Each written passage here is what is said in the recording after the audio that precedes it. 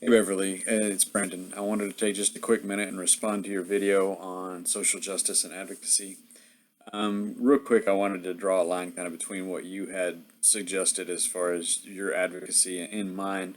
You talked about wanting to work with people with developmental disabilities, specifically in the area of housing and employment integration. And my idea was similar. I didn't go as far as the developmentally disabled or anything like that, but I just said underserved and underprivileged people within the population around me.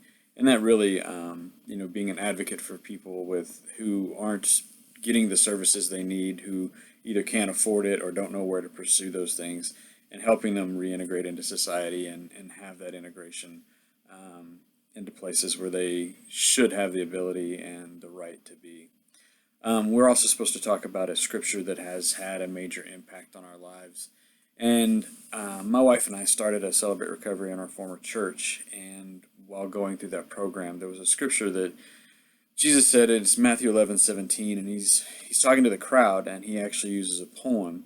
And he says, "We played the pipe for you, and you did not dance, and we sang a dirge, and you did not mourn."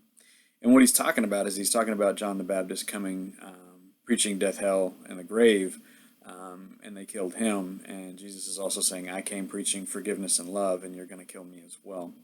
And basically, I struggled a lot with perfection and just things that were going on in my life at that point. And when I read the scripture, it was that idea that you can't please everybody all the time.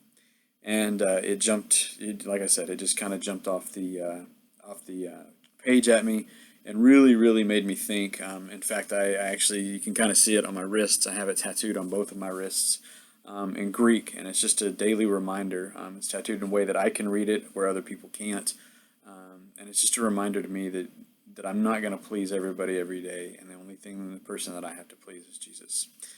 So thank you for your time, and have a good evening.